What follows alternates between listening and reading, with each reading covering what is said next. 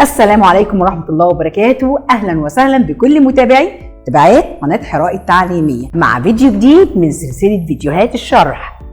لو عجبك الفيديو لايك شير، ولو أول مرة تتابعنا سبسكرايب وفعل الجرس ليصلك كل جديد.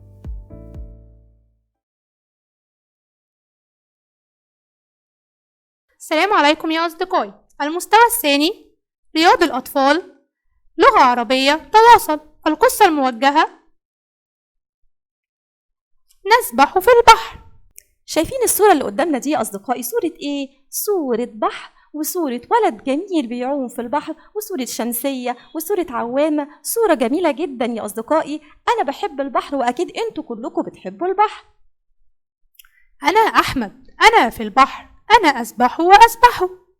صديقنا أحمد يا أصدقائي على شاطئ البحر وبيسبح في الماء. يعني إيه يسبح؟ يعني يعوم في الماء. أحمد يا أصدقائي راح البحر هو وباباه. شايفين صورة باباه بيعرف يعوم كويس قوي. يا ترى يا أصدقائي أنتوا بتعرفوا تعوموا ولا لأ؟ وأبي سبح وسبح أيضا. طبعا انتوا عارفين يا أصدقائي ان في الصيف الجو بيبقى مشمس جدا، واحنا بنروح البحر في فصل الصيف.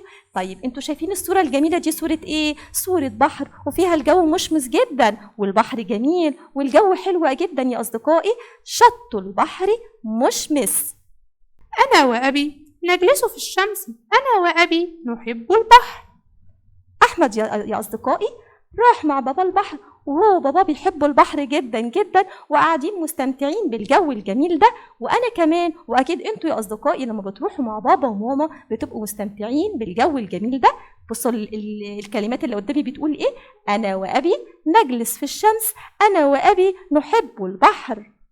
صديقنا احمد وباباه قاعدين على الرمال في الشمس مستمتعين جدا جدا بشاطئ البحر.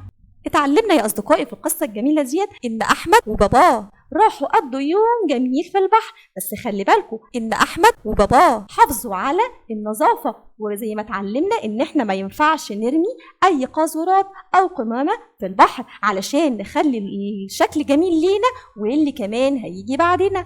إلى اللقاء يا أصدقائي الحلوين مع قصة جديدة.